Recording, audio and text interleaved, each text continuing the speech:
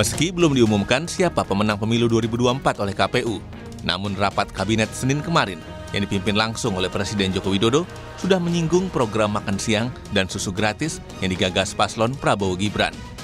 Meskipun Presiden tidak secara gamblang menyebut program makan siang gratis, Jokowi memastikan RAPBN 2025 akan mengakomodasi program-program dari Presiden terpilih di Pilpres 2024. Maka RAPBN 2025 harus disiapkan dengan memperhatikan hasil Pilpres karena menjalankan APBN. Karena yang menjalankan APBN 2025 adalah Presiden terpilih. Kepastian justru disampaikan oleh Menko Bidang Perekonomian Airlangga Hartarto yang bilang program-program utama Capres-Cawapres Prabowo Gibran jika resmi ditetapkan KPU sebagai pemenang Pilpres dapat mulai dilaksanakan tahun depan. Salah satunya program makan siang gratis. Nantinya satu anak akan mendapat jatah makan siang sebesar Rp15.000 per hari. Program ini dapat berlanjut meskipun pengeluaran negara akan lebih besar dari pendapatan atau defisit APBN sekitar 2,4 hingga 2,8%. Terkait dengan program, kita lihat dengan defisit anggaran yang sekitar 2,4 sampai 2,8 itu untuk program yang menjadi quick win daripada Presiden terpilih nanti atau pemerintahan mendatang, itu pos-posnya sudah bisa masuk. Kemudian ada prioritas. Tentu prioritas itu nanti akan dibahas teknis dalam bentuk angka. Jadi berapa yang kita siapkan untuk tahap pertama yang terdiri dari balita, kemudian ibu hamil, dan juga untuk wilayah tertentu. Hal senada juga disampaikan oleh Menteri Investasi, Kepala Badan Koordinasi Penanaman Modal BKPM, Bahlil Lahadalia. Salah satu program prioritas Prabowo yang masuk RKP adalah makan siang gratis dan dipastikan program Prabowo Gibran ini bakal berjalan di tahun 2025. Program-program prioritas Presiden terpilih Pak Prabowo Mas Gibran itu sudah akan diakomodir supaya pada saat 2025 itu langsung running, langsung jalan gitu. Dan pembahasan APBN-nya kan ini baru tahap pertama dan beberapa bulan ke depan kita bahas teknisnya. Merujuk kutipan Budiman Sujatmiko dari TKN Prabowo Gibran bahwa makan siang dan susu gratis bagi siswa sekolah per tahun membutuhkan beras sekitar 6,7 juta ton, sementara kebutuhan daging ayam per tahun mencapai 1,2 juta ton dan daging sapi 500.000 ton. Sementara kebutuhan ikan dan sayur mayur diperkirakan mencapai 1 juta ton per tahun. Untuk program susu gratis kebutuhannya sekitar 4 juta kiloliter per tahun. Perkiraan biaya makan siang gratis per porsi sekitar Rp10.000 hingga Rp30.000, sementara biaya susu gratis sekali saji sekitar Rp3.000 hingga Rp5.000. Diperkirakan total siswa yang menerima program makan siang gratis mencapai 47,5 juta siswa merujuk pada data Kementerian Pendidikan. Maka total anggaran yang diperlukan per tahun mencapai sekitar Rp148,4 triliun hingga Rp399 triliun. Makan siang gratis menjadi salah satu program yang dijanjikan paslon Capres-Cawapres nomor urut 2 Prabowo Subianto Gibran Rakabuming Raka. Perkiraan dana untuk melaksanakan program tersebut sebesar Rp460 triliun. Tim Liputan Kompas TV.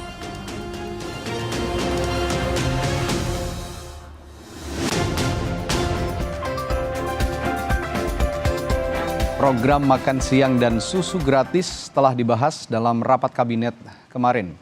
Program yang akan menggelontorkan anggaran yang konon mencapai Rp400 triliun ini harus diawasi dengan ketat agar tidak berimbas pada kendala ekonomi lainnya. Lalu bagaimana penganggaran program ini? Sudah realistiskah program yang dicanangkan oleh salah satu pasangan calon, yakni pasangan calon nomor urut 2 dalam Pilpres kemarin? Dan meski KPU belum mengumumkan siapa pemenang di pemilu 2024, nyatanya program yang digagas Prabowo Gibran ini sudah masuk di istana.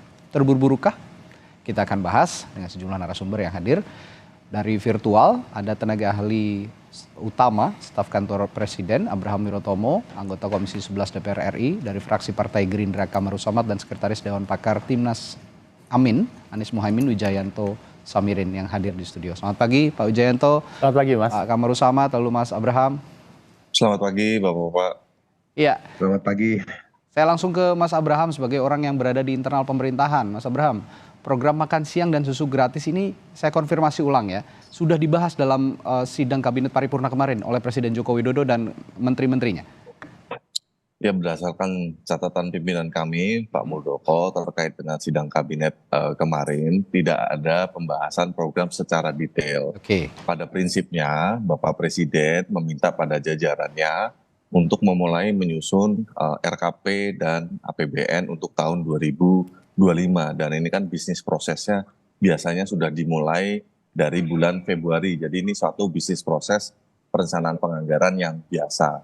Nah, dalam arahan Bapak Presiden ada 3 hal, Mas. Pertama, beliau menekankan pentingnya aspek keberlanjutan pembangunan. Oleh karena itu, sembari menunggu hasil dari KPU, dalam pembahasan nanti kita akan melihat program-program yang untuk Presiden selanjutnya.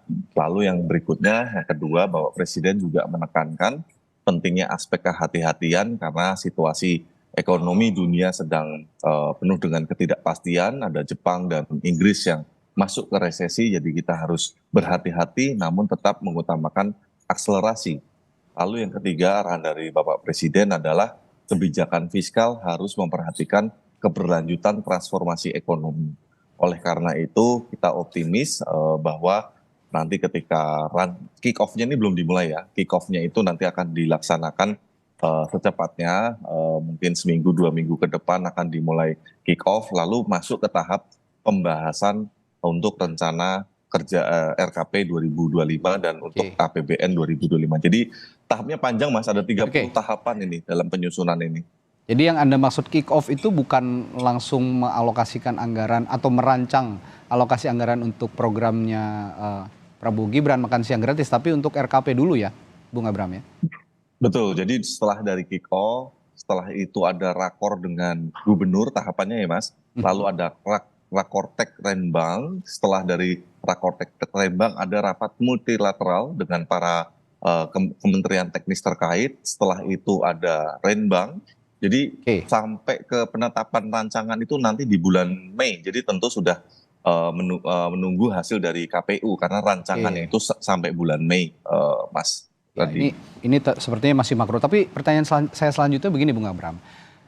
Jika dalam masa transisi sebelumnya begitu ya, saya melihat sepertinya tidak ada pembahasan detail untuk anggaran yang akan dijalankan oleh presiden terpilih, begitulah katakan. Pada saat 2014 saya ingat sepertinya juga Pak SBY tidak langsung membahas gitu ya program-program yang akan dijalankan oleh Pak Jokowi. Kalau Pak Jokowi melanjutkan dari 2014 ke 2019 dan periode yang kedua maksud saya, itu saya paham karena beliau adalah incumbent pada saat itu. Tapi ini kan presiden baru bukan incumbent begitu. Apakah ini lazim seperti ini dibahas di sidang kabinet begitu untuk pemerintahan yang selanjutnya begitu? Jadi di dalam sidang kabinet kemarin dari arahan presiden tidak ada pembahasan program secara detail, Mas.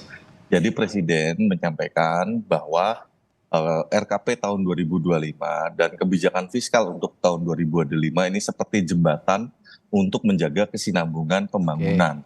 Oleh karena itu harus memperhatikan hasil pemilu yang kita tunggu ini. Karena pembahasannya ini kan sampai Mei, Mas Rudi. Jadi pembahasan terkait dengan RKP dan APBN itu bukan hanya kemarin, tapi pembahasannya akan berlangsung. Dan tadi tahapan-tahapannya ada rakor gubernur, ada rakortek Renbang, ada rakor Renbang, ada juga multilateral meeting, ada bilateral meeting, ada juga musrembang dengan provinsi, musrembang nasional sebelum nanti ada rancangan. Nah, rancangannya itu sekitaran bulan Mei biasanya baru dibawa ke DPR. Jadi sampai ke penetapan itu biasanya sampai Agustusan, nanti ada pemutakhiran lagi yang mana akan ditetapkan oleh presiden terpilih karena itu sudah di atas bulan Oktober biasanya November Desember. Intinya begini Bung Abraham, pertanyaan saya, berarti lazim pembahasan ini untuk pemerintahan selanjutnya jika memang masa pemerintahan yang sebelumnya sudah habis begitu ya? Iya, karena proses bisnis proses perencanaan penganggaran ini membutuhkan waktu yang lama. Karena tidak bisa kita menyusun perencanaan dan penganggaran kita. Oleh karena itu dalam sidang kabinet kemarin harapannya kick off bisa segera dilakukan, pembahasan bisa segera dilakukan dengan 3 arahan tadi dari Bapak Presiden. Jadi Bapak Presiden tidak membahas detail setiap program, prinsipnya supaya ada keberlanjutan untuk RKP dan APBN tahun selanjutnya, Mas. Oke. Selanjutnya saya akan ke Pak Kamarus Samad sebagai orang yang duduk di DPR, terutama di Komisi 11, nanti juga akan membahas anggaran-anggaran pemerintah, termasuk pemerintahan selanjutnya setelah era Presiden Joko Widodo gitu. Pak Kamarus Samad, kalau Anda melihat anggaran 400 triliun begitu untuk program makan siang dan susu gratis milik Prabowo Gibran ini, bisa Anda jelaskan kepada publik di mana letak masuk akalnya? Karena ini anggaran yang sangat besar, bahkan Menteri Keuangan kemarin Sri Mulyani sudah mengatakan bahwa ini akan terjadi defisit anggaran sekitar 2,8 kalau nggak salah ya, 2,84%. Bagaimana Anda menjelaskan ini kepada publik, Bung Kamarus Samad? Iya, Mas. Pertama kita perlu meluruskan dulu bahwa apa yang dilakukan oleh pemerintah, kalau saya baca di media itu bagian daripada sirkulasi penyiapan APBN di 2025. Dan itu memang selalu dimulai di kuartal pertama di tahun berjalan, lalu kemudian dari situlah dirumuskan KEM PPKF, kerangka ekonomi makro dan pokok-pokok kebijakan fiskal. Nah, iya, KEM PPKF kan target pertumbuhan ekonomi kita, kemudian pengungkah kemiskinan dan target pengurangan angka pengangguran, terusnya termasuk nilai tukar rupiah. Nah, dari KEM PPKF itu biasanya pemerintah mengambil dari 3 sumber.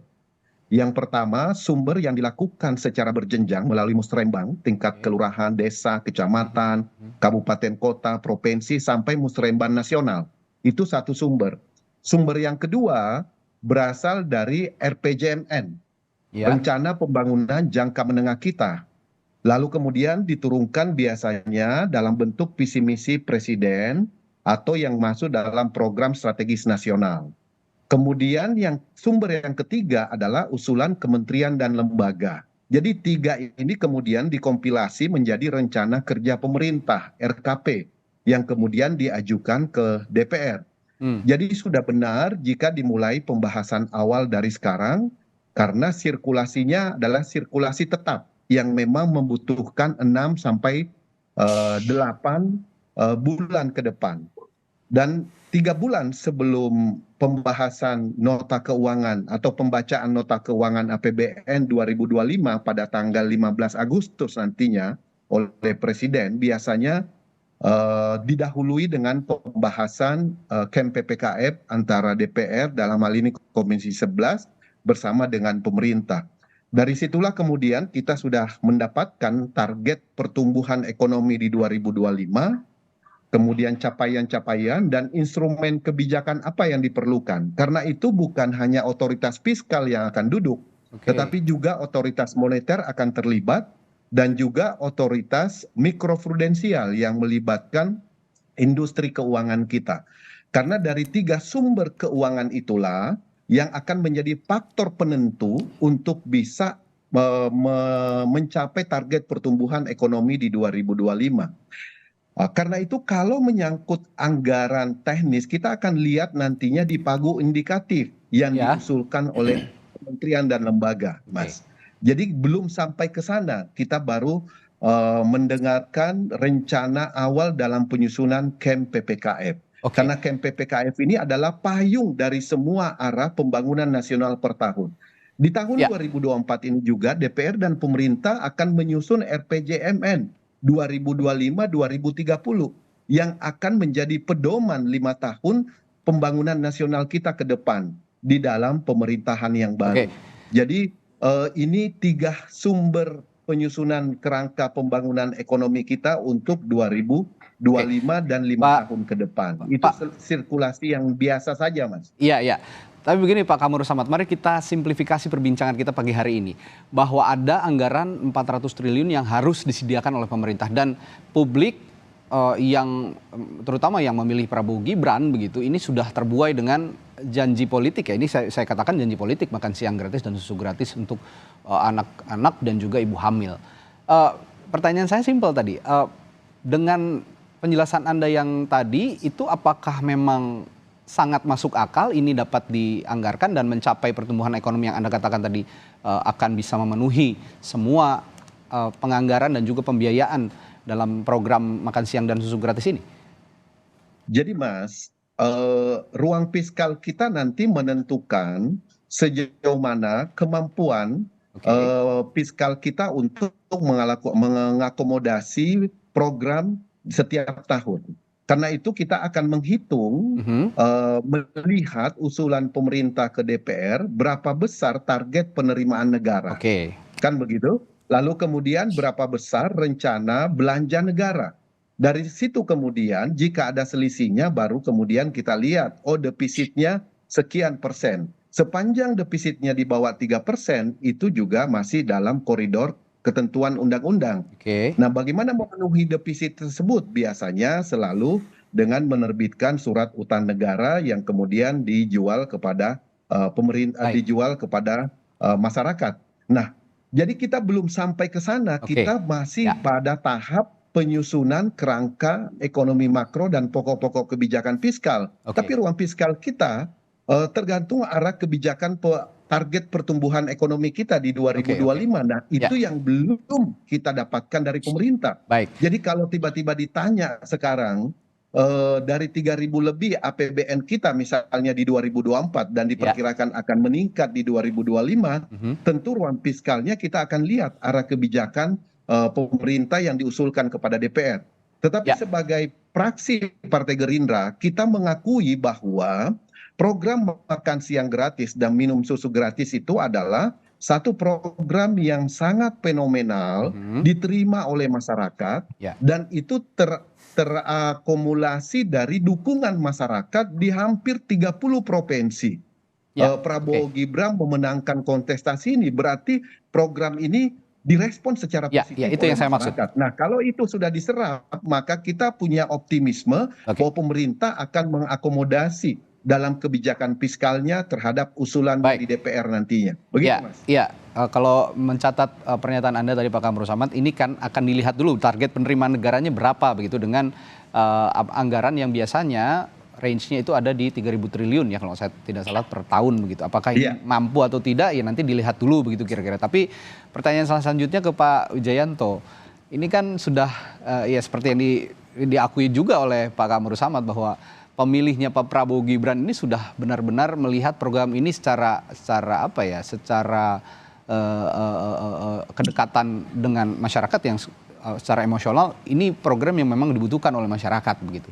Tapi jangan sampai juga tidak terrealisasi. Ini kan akan mengecewakan juga untuk masyarakat. Nah, saya sebelum bertanya apakah ini realistis atau tidak, saya minta komentar Anda dulu sebenarnya dengan dibahasnya seorang presiden membahas keberlanjutan anggaran untuk pemerintahan selanjutnya. Respons Anda seperti apa untuk itu? Jadi yang pertama saya ingin mengucapkan terima kasih ke Mas Abraham ya, yang sudah mengklarifikasi bahwa program salah satu capres belum mulai dibahas. Itu adalah statement yang sangat penting. Clear ya? Karena kalau itu dilakukan memang menjadi sangat tidak bijaksana. Betul. Karena KPU baru mengumumkan secara resmi tanggal 20 Maret ini. Ya.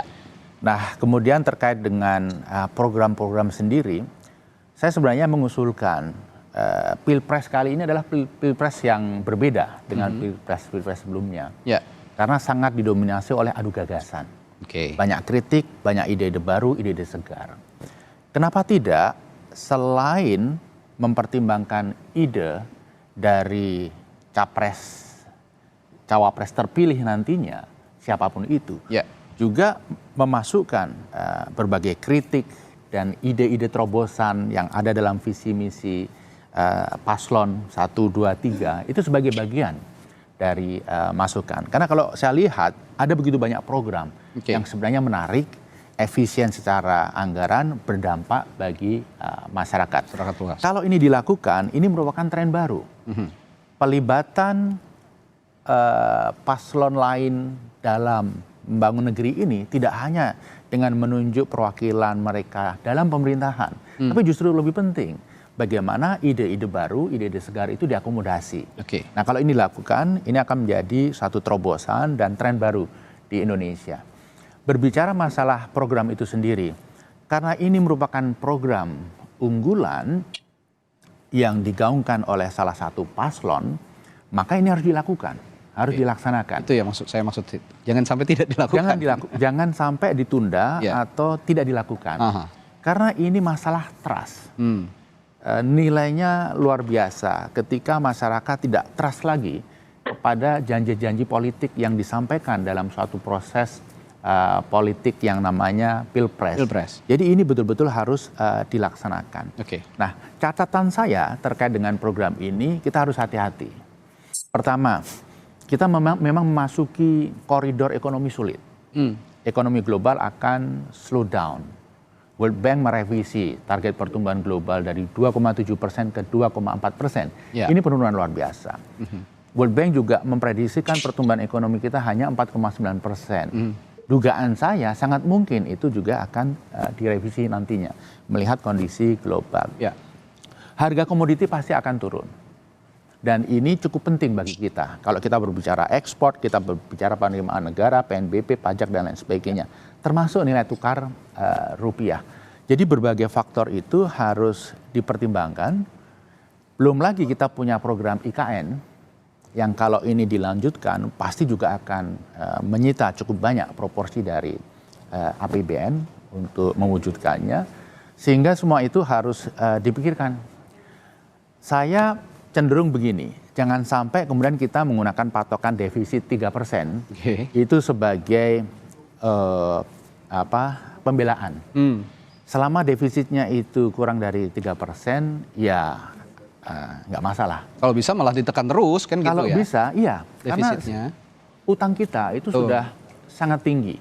Kita jangan berbicara debt to GDP ratio, tapi debt service ratio.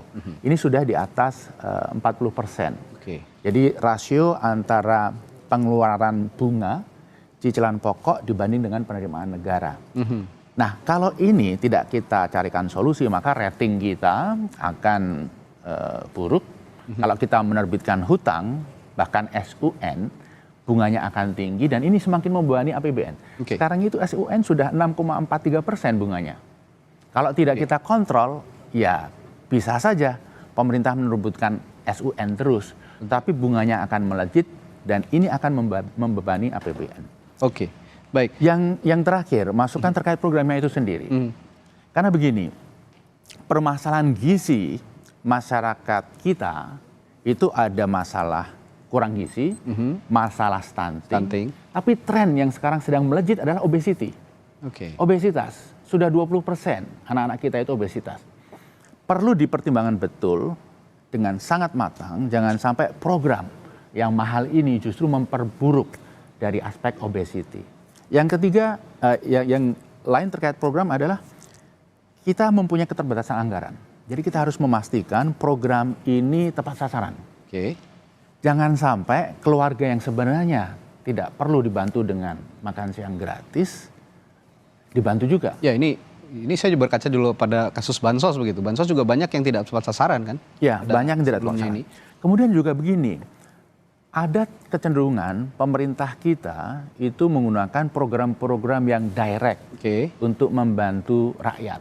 Program tangan di atas. Makan siang gratis, bansos, dan lain sebagainya. Kosnya luar biasa bagi kita. Dalam bentuk apa? Mentalitas tangan di bawah. Karena programnya program tangan di atas. Sehingga ini juga harus dipikirkan, jangan sampai masyarakat kita itu kemudian semangat juang untuk memandirikan ekonominya itu kemudian menjadi berkurang dan menghilang begitu. Saya cenderung mengusulkan agar program-program membantu masyarakat dalam bentuk empowerment kemandirian ekonomi itu lebih ditekankan. Misalnya, bagaimana petani di-empower dengan pupuk yang terjangkau, dengan benih yang berkualitas dengan kontrak farming dan lain sebagainya. Atau bagaimana kita mengempower UMKM dengan dukungan modal yang terjangkau. Bagaimana kita mengempower sektor retail pasar kita dengan perbaikan pasar, perbaikan jaringan distribusi, sistem logistik, dan lain sebagainya. Hal-hal seperti ini menurut saya harus dilakukan secara seimbang. Jangan sampai program kita itu betul-betul program tangan di atas yang akan melahirkan masyarakat dengan mentalitas tangan di bawah. Ya, kalau saya lihat juga dari Pak Wijayanto ini sejumlah program-program yang sebenarnya juga dicanangkan oleh Anies Muhaimin ya pada saat Pilpres kemarin. Dan jika memang nanti, ya kita masih menantilah ya hasil di KPU, apakah siapa yang menjadi pemenang Pilpres, apakah nanti juga jika memang akhirnya tidak dilantik menjadi Presiden dan Wakil Presiden, Anies Muhaimin ini tetap akan memberikan sumbangsi idenya kepada pemerintah. Ya, intinya begini Mas. Ini perlu dicatat juga dan intinya jadi bisa memasukkan positif. Merangkul berbagai pihak itu tidak hanya dengan menjadikan mereka bagian dari pemerintah. Yang lebih penting adalah ide-idenya yang baik itu diadopsi. Kritiknya didengarkan. Ya, saya kembali ke Mas Abraham. Bung Abraham, kemarin selain membahas soal RAPBN 2025, Presiden Joko Widodo juga mengingatkan kita semua termasuk kabinet begitu ya, menteri-menteri Pak Jokowi, ini soal jurang resesi yang sudah dialami oleh Jepang, Inggris dan negara-negara lainnya. Ini diwanti-wanti betul oleh Presiden, jangan sampai kita juga masuk ke dalam jurang yang sama. Nah, bagaimana kira-kira suasana kabinet setelah ada instruksi atau imbauan khusus dari Presiden soal peringatan resesi ini? Tapi jangan dijawab dulu Mas Abraham, saya akan tanyakan ini setelah jeda di Sapa Indonesia Pagi, tetaplah bersama kami.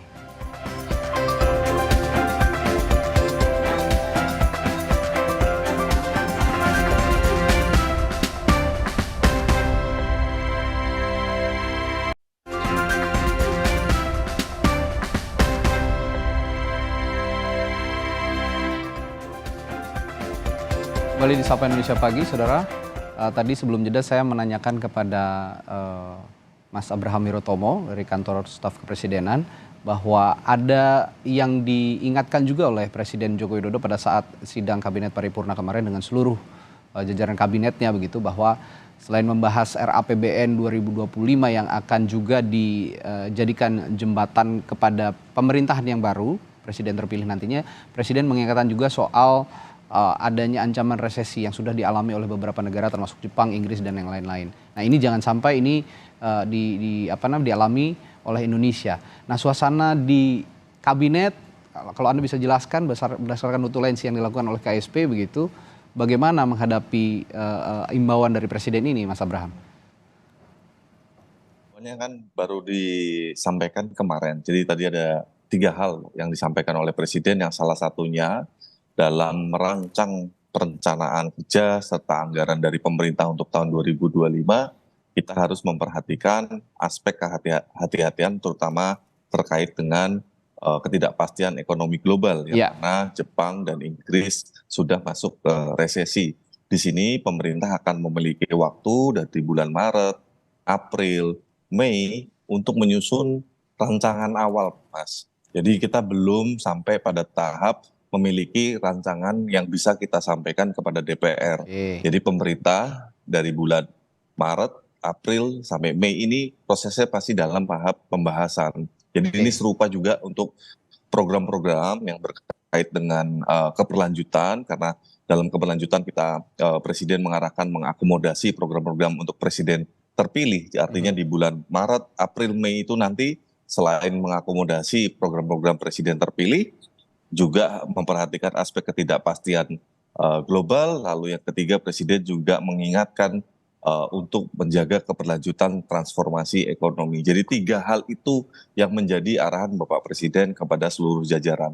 Tentu perkembangannya seperti apa kita harus menunggu dulu rapat-rapat yang akan dilaksanakan oleh kementerian dan lembaga teknis terkait, Mas Radi. Iya, tapi Bung Abraham, ancang-ancang tetap saja harus dilakukan kan kalau memang kita ingin benar-benar terhindar dari jurang resesi begitu. Setidaknya pemerintah punya kebijakan garis besar kebijakan yang umum dulu begitu untuk menghadapi ancaman resesi ini, terutama jika memang tadi Pak Presiden mengatakan program-program yang akan dilanjutkan oleh Presiden terpilih nanti ini akan diakomodasi juga di RAPBN 2025. Nah, kira-kira langkah apa yang akan sudah ditetapkan, yang sudah disampaikan itu baru tema masalahnya. Jadi tema terkait untuk rencana kerja pemerintah untuk tahun 2025 adalah akselerasi pertumbuhan ekonomi yang inklusif dan berkelanjutan. Jadi tiga item itu akselerasi sehingga kita tetap optimis pertumbuhan ekonomi akan tetap baik. Lalu juga inklusif artinya memastikan seluruh masyarakat Indonesia juga turut menikmati pembangunan yang ada. Lalu yang ketiga adalah berkelanjutan, dan berkelanjutan ini tadi yang sebagaimana disampaikan awal, ada aspek bahwa nanti di tahun 2025 kita akan mendapatkan pemimpin yang baru. Tentu rancangan yang ada harus mengakomodasi program-program dari Presiden terpilih. Sekali lagi Mas, jadi ini proses rancangan awalnya saja ini belum ada nih. Kita belum, pemerintah baru memulai. Tadi tiga arahan besar itu, sehingga menurut saya terlalu terburu-buru untuk kami menyampaikan detail rencananya seperti apa, karena rancangan awalnya nanti baru Mei, Mas. Baik. Ya, saya kembali ke Pak Kamru Samad kalau gitu. Ini kembali bahas program Prabowo Gibran yang kemungkinan besar nanti akan diakomodasi ya, kalau memang ada lampu hijau dari Presiden seperti itu, kemungkinan besar akan diakomodasi oleh RAPBN 2025. Pak Kamru Samad, ini kemarin juga sempat ada ungkapan begitu ya dari sejumlah tim ses Prabowo Gibran bahwa akan ada kementerian koordinator khusus yang menangani atau mengurusi masalah makan siang atau program makan siang dan susu gratis ini. Bisa Anda jelaskan sebenarnya apa kementerian khusus ini yang akan mengurusi makan siang dan susu gratis ini? Mas, saya rasa kalau menyangkut penambahan kementerian dan lembaga itu juga ada undang-undangnya ya. Jadi tentu harus semuanya disesuaikan dengan tata perundang-undangan yang berlaku. Karena itu memerlukan satu kajian yang mendalam tentunya, usulan dari pemerintah, lalu kemudian nanti akan dilihat urgensi pembentukan lembaga baru misalnya atau kementerian baru untuk satu program prioritas. Tentu kita akan terus menunggu sejauh mana pemerintah dalam menindaklanjuti setiap rencana kerja di tahun 2025. Salah satunya adalah menyangkut pelembagaan. Tapi yang pasti bahwa dengan program makan siang gratis ini sebetulnya bisa menjawab banyak hal. Salah satunya adalah menggerakkan ekonomi. Berapa banyak lapangan kerja akan tercipta dari industri maming misalnya, makan dan minum, yang bisa jadi akan melibatkan UMKM di setiap kabupaten dan kota, pelaku usaha lokal, kemudian sampai turunannya, sumber bahan bakunya yang berasal dari para petani misalnya, lalu kemudian mulai dari petani padi tentunya, sampai tomat, sampai cabai dan seterusnya, bumbunya dan seterusnya, sampai peternakan menyangkut. Ini kan sesuatu yang memiliki typical economic down ya terhadap pergerakan sektorial, dan ini menurut saya kita akan masih terus di DPR, kita akan menunggu pada waktunya pada masa sidang yang keempat kalau tidak salah pada bulan April Mei nantinya pemerintah akan mengusulkan camp PPKF, dan di situ akan kita lihat Mas. Kita akan melihat sejauh mana rencana pemerintah di dalam menyusun program nasionalnya di 2025. Dan kita yakin betul bahwa seluruh ide, gagasan, program yang ditawarkan itu pasti bersumber dari RPJMN yang sudah ditetapkan di 2020-2024. Mana yang indikator pencapaiannya yang sudah terlaksana, mana yang belum sepenuhnya terwujud, dan mana yang perlu dilanjutkan, dan mana usulan program baru. Nah, ini semuanya akan dikompilasi tentunya oleh pemerintah, dan kita akan nanti validasi kembali terhadap target-target yang akan dicapai di 2025. Oke. Kemudian yang tidak kalah penting lagi adalah pemerintah dalam hal ini dari DPR yang kita tunggu juga adalah rencana penerimaan negara di tahun 2025, skenarionya seperti apa untuk meningkatkan tax ratio dan menciptakan pusat-pusat pertumbuhan ekonomi baru yang kemudian bisa memantik peningkatan penerimaan negara. Dan itu semuanya tentu tidak terlepas dari pembangunan infrastruktur yang sudah mulai berjalan, adanya konektivitas antar satu dengan yang lain. Lalu kemudian yang tidak kalah penting juga, Mas, itu konsentrasi kita adalah menurunkan angka kemiskinan, dan kemiskinan ini di beberapa daerah itu sangat penting untuk terus diakselerasi. Kemudian bagaimana menghadapi resesi kalau memang situasi global penuh dengan uncertainty, harus kita akui. Tetapi optimisme dan tingkat resiliensi ekonomi kita, fundamental ekonomi kita saat ini sudah teruji dengan baik. Kita optimis bahwa di tahun 2025, 2026, 2027 sampai 2029 apabila konsep keberlanjutan ini betul-betul dilaksanakan secara konsisten, maka pengurangan angka pengangguran, pengurangan angka kemiskinan, dan juga pengurangan angka stunting bisa terwujud sesuai dengan target yang dicanangkan oleh pemerintah. Itu, Mas. Baik, ya kalau saya tangkap tadi lagi-lagi melihat target penerimaan negara dulu ya untuk menjalankan program-program ini, dan Anda tadi mengatakan optimis karena memang ada tren positif begitu ya untuk penerimaan negara dari tahun ke tahun. Tapi kalau boleh saya tahu, yang Anda cermati di DPR yang juga bermitra dengan Kementerian Keuangan ya kalau di Komisi 11 begitu. Ini indikasi positif apa saja yang bisa kita lihat dari penerimaan negara selama ini jika kita kaitkan dengan nanti program makan siang gratis yang akan bergulir, dan jangan sampai ini juga jadi beban baru untuk APBN kita nantinya di 2025, Pak Kamru Samad. Iya, Mas. Minggu lalu kita ada pertemuan tahunan industri keuangan.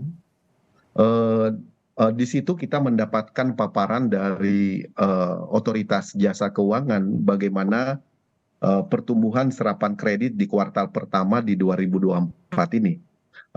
Dan dari situ tergambar bagaimana laju ekonomi kita terus mulai bergerak di awal tahun ini dengan memperhatikan serapan kredit yang dikeluarkan oleh perbankan, industri keuangan kita. Padahal kita tahu bahwa baru di akhir kuartal pertama dan awal kuartal kedua ini APBN ataupun APBD kita akan mulai dilaksanakan tentunya. Nah, ini kan optimisme yang begitu besar karena dengan serapan kredit yang